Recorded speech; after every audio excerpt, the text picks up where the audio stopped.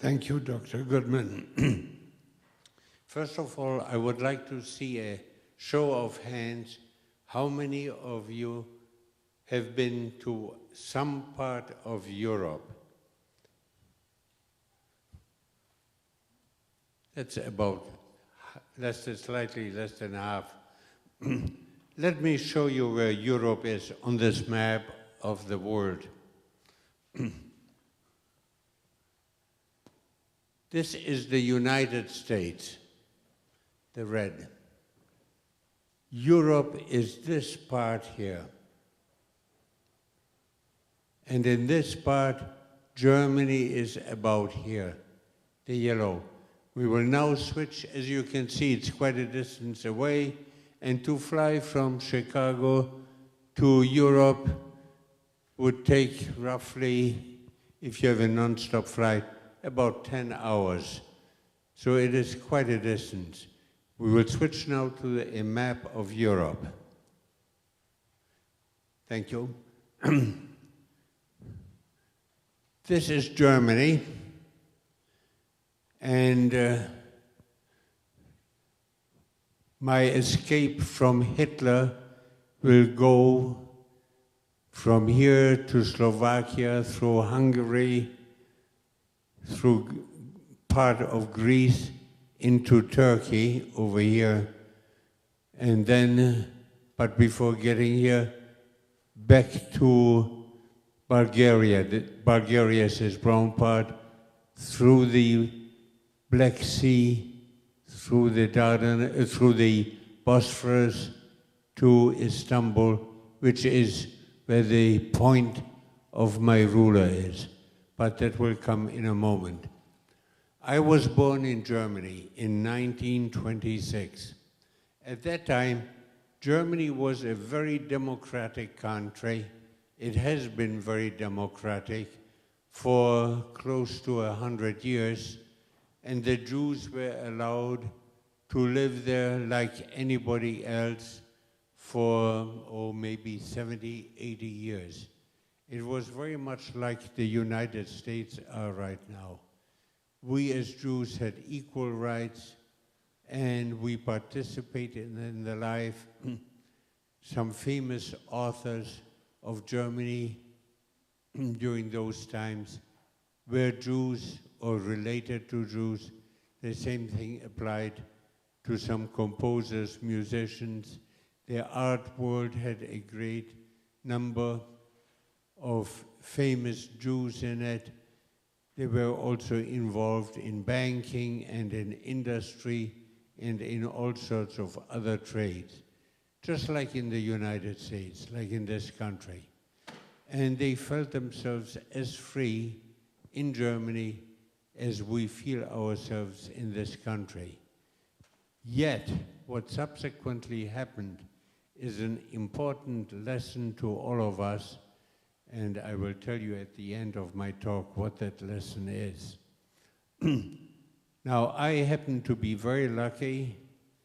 My parents were lucky, and they were smart about what was going on, and that's why I'm alive right now, instead of being one of the 6 million victims. In 1933, about 4 or 5 months after Hitler came to power, I started school. My mother had, on the day preceding the school day, had me, or took me to a professional photographer, and he posed me in the normal attire that a 6-year-old boy would wear on his first day to school, which was short pants and wearing a backpack. And I was holding a little blackboard about yay big, on which was written in German script, "My first school day." And I have a picture of this in the book. You may want to take a look at it, but pass it around, don't hold on to it. And The next day, she took me to the school, public school, where I was supposed to enroll. And when she got to the door, there was a man standing there with a pad. He looked up our name and said, "We are not listed." So then he asked us, "Are you Jews?" And my mother said, "Yes." She says, "No, Jewish children are not admitted into this school. This is for Aryan kids." Aryan means non-Jewish Christian children. And he told her, "You have to take your son to a Jewish school." That night, my mother discussed it with my father, and my father decided that this was not the place for us. Under Hitler, Germany is going to change. It is not going to be good for Jews to be here. Jews are losing their freedom here, and we better get out while we could get out. So within a few weeks, we all moved from Germany to the bordering country, which was Czechoslovakia. Here is Germany, and strangely enough, Czechoslovakia is, this is Europe in '39. Czechoslovakia had one additional section here, which was Bohemia and Moravia, right next to Slovakia. And we moved into that particular portion, and right about where the tip of the ruler is. And my father found a job there, but before he could find a job and rent an apartment for his wife and his two children, my younger sister and myself, and of course for himself, he sent us to Slovakia, where his mother lived. And she lived in Slovakia right about here. She lived in a very small village, maybe 1,000 people, and it was quite primitive. It was so primitive that they had no running water there. Instead, we had to get water out of a well in front of the house and then use that in the house, something I had never seen before. And in other ways, it was quite primitive. There were no other Jews in that town or in that village except my grandmother. But my parents enrolled me in the school there, and I had to learn Slovak very quickly, which when you are 6 years old is not all that difficult. And the teacher also spoke German, so she helped me out understand what was going on. They had some interesting to us customs. One of them was in that part of Europe, for Christmas presents, they do not do that on the eve of Christmas or on Christmas Day. They do that on St. Nicholas Day, which is December 6th. There are Catholics there, and on December 6th, they exchange presents. So when I got to school on the 7th, the kids asked me, what did I get for presents? They were all talking about the various presents that they got. Well, I, of course, didn't get anything. And I tried to explain it to them, but they did not know what Jews meant. There were no Jews in that area.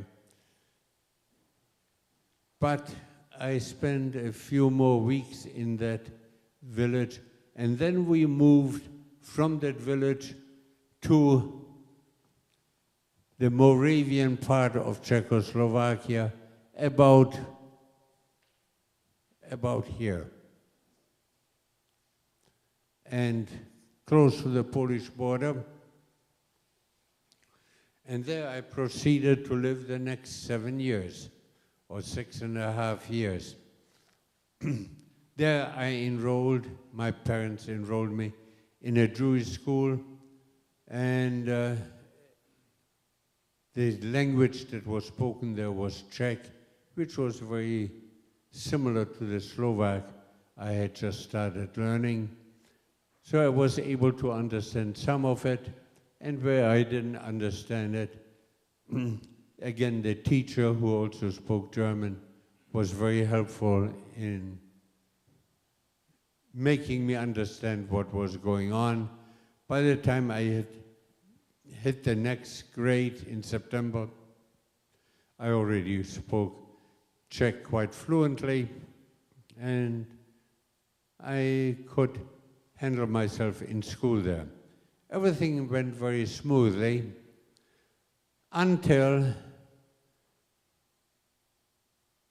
about February or March of 1939. And that is when the Germans marched into Czechoslovakia. And they split up Czechoslovakia. The Bohemian Moravian part, which is where I was and my family was, came directly under German rule. The other part, which you see here in sort of a greenish yellow, Slovakia, that was made by the Germans an independent state, but the ruler of that state was a completely controlled by the Germans. But it was, in theory, a separate state. Anyway, in February, they marched into Czechoslovakia, despite the promises they have made that they would not do so. They made these promises half a year earlier when they settled with France and England. And they marched in there. Then a short while later, they attacked Poland and quickly conquered Poland and worked their way through Europe. Well, fortunately, my father was out of the country on business. He was in Turkey. And he stayed there, and then through his contacts, business contacts he had in Czechoslovakia, he was able to arrange for my mother to get a new passport, a false passport, forged passport, and on that passport we were listed as Catholics. So my sister, whose name was Miriam, she became officially Mary. And because we had a passport as Catholics, we were then able to apply for and get a visa to leave Czechoslovakia to visit my father in Turkey, just for a visit, a 1 or 2 week visit to Turkey. And that's all we needed. We had to be very careful that both my mother and I always called our sister, my sister, Mary instead of Miriam. And believe me, that was very, very difficult. We had to be very careful to always call her Mary because we did not know who was listening. And if they had discovered that we had a false passport, that would have meant immediately being arrested and then possibly convicted to die. Finally, about 10, 11 months after Czechoslovakia was occupied, we were able to leave finally, and we took a train. The train took us first to Slovakia, And we spent about 2 days in Slovakia. Then from there to Hungary, where we spent another 1 or 2 days with some relatives we had in Hungary. And then we took the train, long ride, from Hungary through Yugoslavia, all the way here to a border town over here, which was Greece, and from there a short trip into Turkey. And our destination was Istanbul, which was here. Everything went smoothly. Long trip, took about a day just to get to this point here. Day and a night, we slept on the train. And when we got to this point here in the evening of the second day, the train stopped. It wouldn't go any further because due to a storm, the water, the river that flowed along here had damaged the railroad bridge to such an extent that the train couldn't cross it. So the next they put us up in the little village, very primitive village again, and this was winter time now, so it was cold. They heated the rooms in the houses where the villagers took us in by cast iron stoves, and because they were growing almonds there, the fuel used in the cast iron stoves were the shells of almonds. First time I had seen that being used as fuel to heat a room. Anyway, next morning we got word that the train would go back to Sofia, the capital of Bulgaria, which was about here. We would go back here, and there we would get off the train. When we got to Sofia, we had to check into a hotel. In the meantime, my father had been busy, and he informed my mother that he was able to get a ticket on a passenger ship that came from Russia, from over here, to a port in Bulgaria called Varna, and then from there it was going to go to Istanbul, coming down the Black Sea and come in here. So that was fine. After spending the night at the hotel, next day we took a train to Varna, again an all-day trip. And as we were leaving Sofia and getting further east on the train, we saw some snowstorms, and we were wondering what the weather was in Varna. Well, it turns out there was a big storm going on the Black Sea. And when we got to Varna, we were told that, yes, the ship was going to come, but they were not sure if it would land in Varna. Fortunately, it did. The next morning, we got on board, and in big waves where virtually everybody on the ship, some 700 people, were seasick, but I was about 14 years old, strong stomach, good appetite. I reported for breakfast, and I had a wonderful breakfast. Finally, at noon, we landed in Istanbul, and we were back in freedom. Turkey was never attacked by the Germans. They came close to the Turkish border, but they never went through Turkey, which was lucky for us. There I went to an American school and got my degree in engineering. And in 1947, I came to the United States.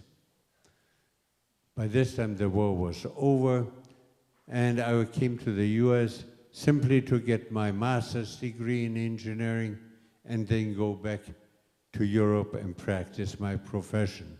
Sounded very simple. Well, while I was in the US, after getting one degree, I decided on a second master's degree. And one day I was in my room wondering why I was feeling so comfortable and happy. My whole family was still in Europe, and I was there living by myself in a little rented room, going to school and living very simply, didn't have many friends.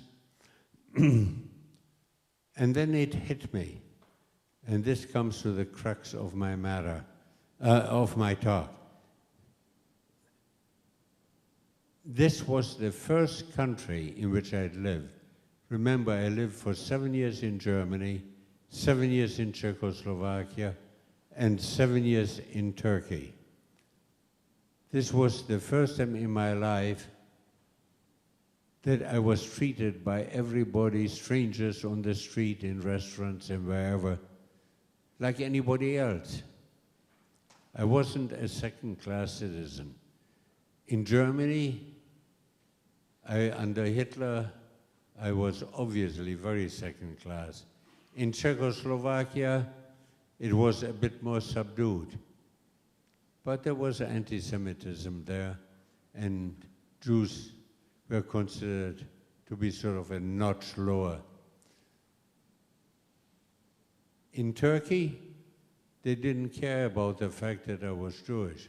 I was a foreigner, and as such, I was one step lower than a native-born Turk. So it went all the way. I came to the US, and I was like everybody else. I had even more of an accent then than I have now. Still, everybody treated me like anybody else. It was then that I decided that I was not going back to Europe. I was going to stay in the United States. I changed my visa from a student visa to a permanent visa. 5 years later, I became an American citizen and have lived here in the United States now, including the first 3 years or so, first 5 years, a total of about, well, what was it? About 67 years. So it's a long time. I'm 88 now. And much as I enjoy visiting foreign countries, I wouldn't want to live anywhere other than in the US. Now, what is the lesson we can derive from this? Well, the lesson is that A, we have a wonderful, wonderful democracy in this country. But Germany had one also, same way, before Hitler. There is one big difference, and we have to be on the lookout for it, and we have to practice looking for it and fighting it. If there is ever anybody who will pick any particular ethnic group or religious group, it may be Jews, it may be Latinos, it may be some other group, and starts picking on it for political reasons, like Hitler did, and start blaming all sorts of things on them that is not too desirable that's happening in this country, like a depression or whatever. Fight it. That guy can take a perfectly good country, as Hitler did, and turn it into what Germany became under Hitler. It can mean death to whatever ethnic group that demagogue is picking on, and sooner or later he will pick on Jews, which means us. And once that happens, it's really too late to fight back. You have to do it early.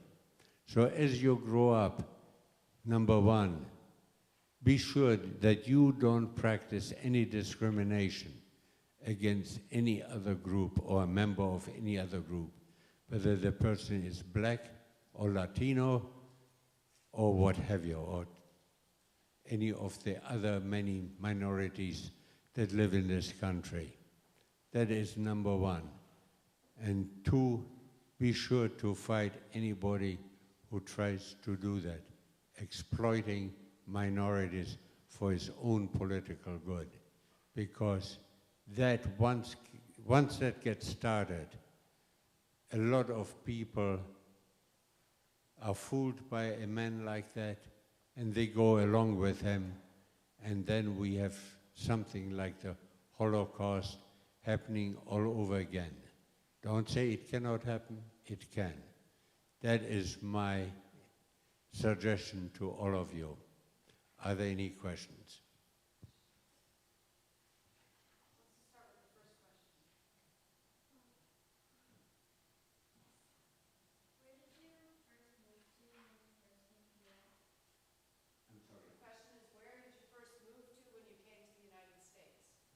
When I first came to the United States, I moved to Boston, and I lived in Boston and the area around Boston for about 5 years. And then, by that time, I had my schooling all finished. I had been working in Boston for 2 years, and then I got a good job offer from a company in Oshkosh, Wisconsin, that is north of here, roughly a 3.5 hour drive. So I took that job. This was really a different sort of life. Oshkosh is a town of 42,000 people. The people were extremely, extremely nice, very nice people. But by the same token, there were none of those cultural aspects that I had gotten in my life accustomed to, like classical music, concerts, opera, plays, that sort of thing. So it was a different type of life. And then after about 10 years there, my wife, whom I married a year later, and my 2 children and I moved to New Jersey. I lived in New Jersey for about 4 years, and then I came back to this area and have been living ever since then in Glencoe. Sam? I have a question and a comment. My comment is that I'm a big fan of Wisconsin, like you said you're... Excuse me. Louder, Sam. My comment is when I'm a big fan of Wisconsin, like you said you got a job in Wisconsin. Yeah. And my question is, when did your parents move to here? Did your parents move to the United States, and if so, when? Very good question. No, my parents did not speak English, and my father was still in business after the war, and he wanted to continue being in business. Well, business in the US, in those days in particular, was being handled totally differently than in Europe, and he was not accustomed to it. So he stayed in Europe, but about 55, 56, he left Turkey and moved to Vienna. And that's where they eventually, first my father, who was 4 years older than my mother, and then my mother died, and that's where they are buried now. So what happened to your sister? Okay, what happened to your sister? My sister went to a related school that I went to. They were both American schools, and it was about 2 hills away from my school. So the facilities were separate, but on the top level they were connected, the 2 schools. And she got a bachelor's degree in liberal arts, and she talked my father into the fact that she should get a degree in something that would allow her to earn a living. And so my dad asked her, well, what would you like to learn? what school do you want to go to? She says, well, I would like to learn about hospitality management and hotel management. And the best school for that in those days, and possibly to this day, was a school in Switzerland, in Lausanne, Switzerland. So she went to Lausanne, Switzerland 2 years later, after I had left Istanbul, and on one of the skiing trips that she greatly enjoyed in Switzerland, as you can imagine with all the mountains, lots of skiing going on, she met a nice young Jewish man, also an engineer. One thing led to another, and they got engaged and married. And she lived, and still does live with him happily. They lived for 40 years in Venezuela, where originally the company he worked for had sent him, and then he opened up his own business. And then their children, 2 children, made Aliyah to Israel. My sister and her husband, a few years later, followed them to Israel. So she and her husband now lives in Israel.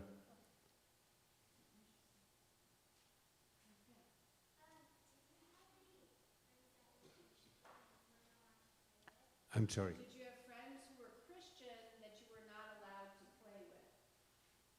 In Germany, and then first in Germany. In Germany, I was too young. I don't remember having had any Christian friends. In Czechoslovakia, I did, and there was no problem with my playing with them. Usually we would play soccer, sort of a pickup soccer game. That's the big game among European youth. So why don't you think you had friends Christian friends when you lived in Germany? Why wouldn't you have Christian friends when you were living in Germany? I might have had, but when I left Germany, I was 7 years old, and quite frankly, I don't remember. Mr. Blunt?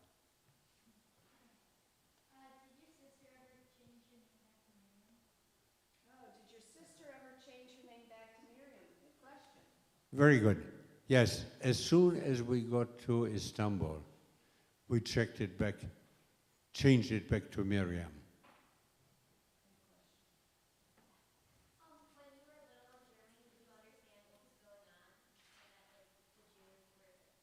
When you were living in Germany, did you understand that the Jews were being treated differently? Like when you showed up for school that day, can I ask it a little differently? When you showed up for school that first day, how did you feel when they said you couldn't go to school where you thought you were going to be able to? Well, my parents tried to explain it to me, and I really did not know at that time what to make of it. But the fact was that this was only 5 months or 6 months after Hitler had come to power, and in those days nobody could predict what would happen later on. Many of the problems started surfacing a bit earlier than that. Signs on stores saying don't buy in this store, it's owned by Jews. Signs like the devil is the father of the Jews. That started showing up a year or 2 later, but it was sort of a gradually rising anti-Semitism. So I guess as a 7-year-old, did you get it at all? Did you kind of understand what was going on at all, or was it? No, I did not.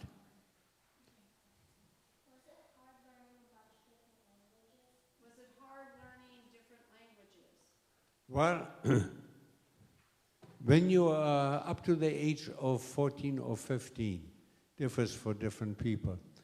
Our brains are wired differently, and you 95% of the young people find it very easy to pick up a new language.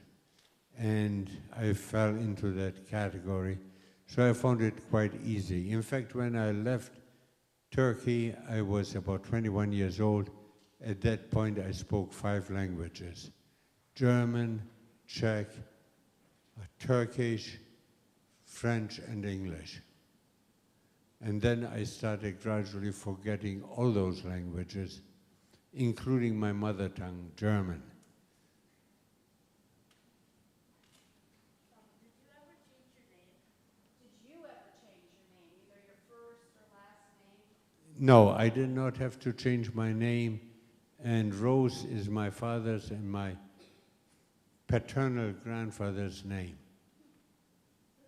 Except that Rose in German means exactly the same thing, that beautiful flower, but in German it's pronounced Rose. As you got older and you were still moving, were you scared when you were moving? Were you scared of getting caught?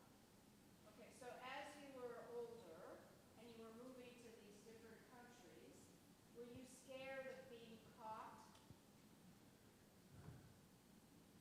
Yes, we were all on that long trip out of Czechoslovakia, finally ending up in Turkey. We were always concerned about that.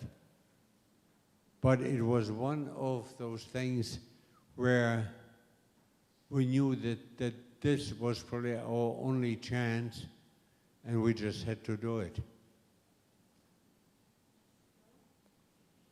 What was it like to be under such emotional stress at such a young age? What was it like to be under Oh, okay. What was it like being under such emotional stress at such a young age? Well, I should say that it probably was terrible, but it was not, because I did not know anything else. And when that's all you know, you just take it very naturally. You don't necessarily like it. Like when I was in Turkey, every morning or evening after getting home from school, I would turn on the radio and listen to the broadcast of where the German troops were in their campaign in Russia. We were afraid that they would conquer Russia, and then probably Turkey would be next. Did you leave grandparents and aunts and uncles behind in Germany? Did you leave any relatives behind in Germany, or did they also leave? As a matter of fact, virtually all of them stayed behind. We were the only ones who were fortunate enough to be able to leave, and who had the foresight to indeed leave quite early. And virtually all of them were sooner or later killed, murdered by the Germans. What did your father do for a living? I know you say he was a businessman. Yes, and he was in the export-import business. And through luck, he started a business between Turkey and Czechoslovakia, and that's why he was in Turkey. He would go there every year and spend 2 or 3 weeks there, and do it maybe twice a year to attend to business at that end of the line. Okay, 3 more questions. Did you ever learn how to speak Hebrew? Did you ever learn how to speak Hebrew, or did you have any type of Jewish education as a child? Well, as a matter of fact, yes, I started on my bar mitzvah training shortly before the occupation of Czechoslovakia. And I continued it through that occupation. After Czechoslovakia was occupied, and in September, which was my birthday month, thank you, excuse me, and in September I had a bar mitzvah, but by that time the grown-up men from the age of 14 on, with a few rare exceptions of some very old men, had been assembled by the Germans in the town where I lived, which was Ostrava, and had been sent to a camp in Poland. So there were virtually no men. So one of the older men, acting as a rabbi, arranged that to get a key to the Jewish school, which was closed for that year, and on a Saturday morning, 10 men came in, and I had my bar mitzvah there.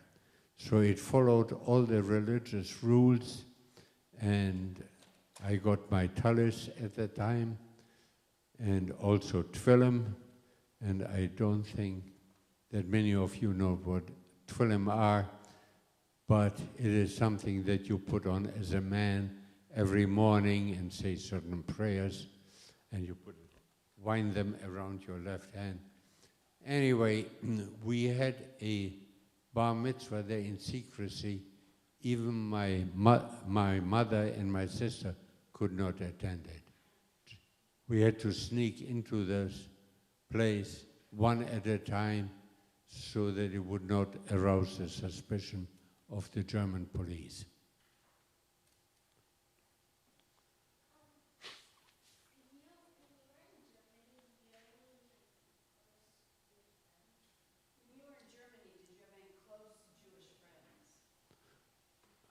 Again, that was before I was 7 years old.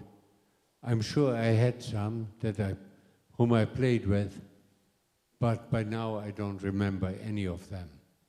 Too much has gone by since then.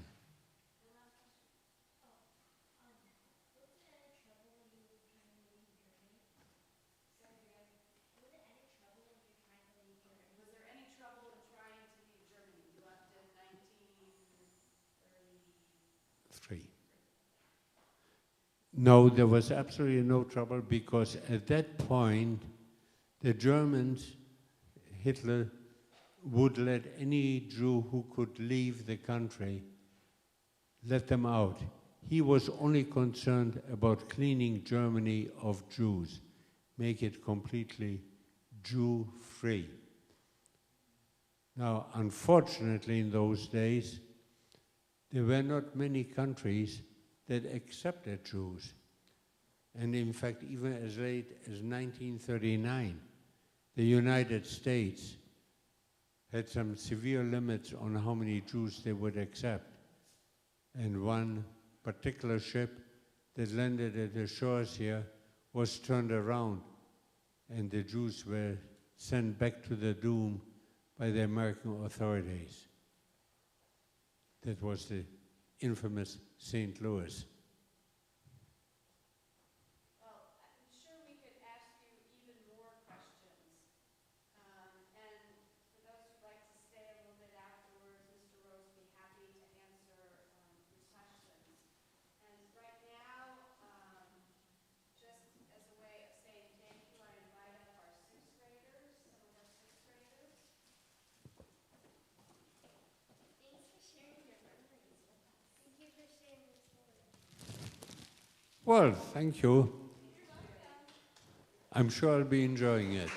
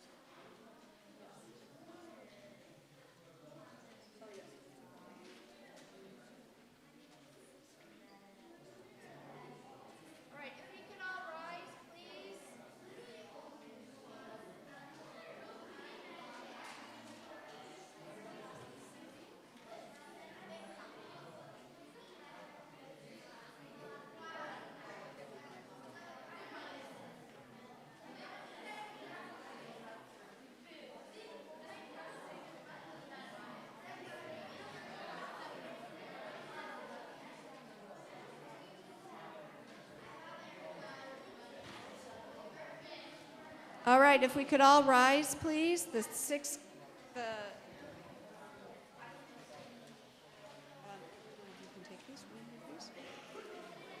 All right, our candles are now lit in remembrance of Mr. Rose's family who died in the Holocaust, because he told us that many of his family members remained in Germany, and in remembrance of the others who also perished in the Holocaust, we will now all recite the Kaddish prayer together.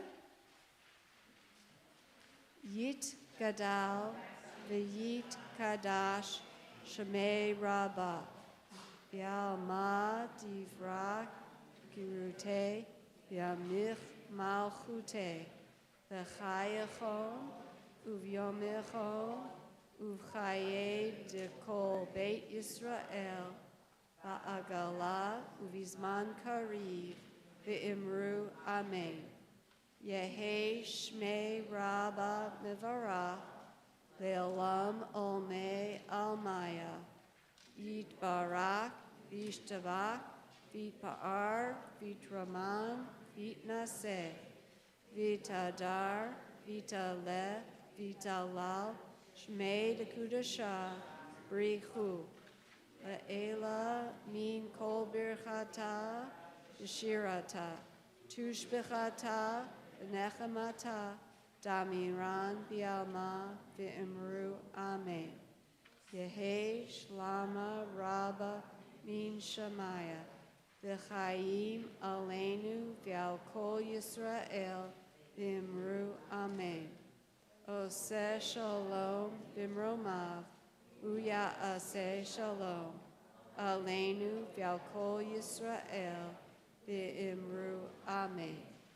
And we end our service with the singing of Hatikva, and we will face east towards the Holy Land.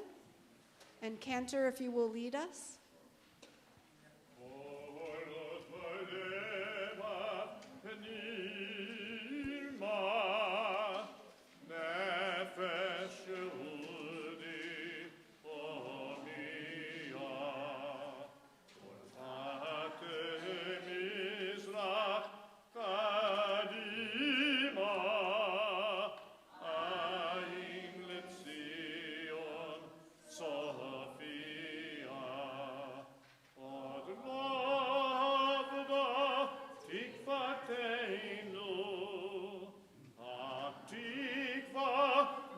שנות אלפיים להיות עם חופשי בארצנו.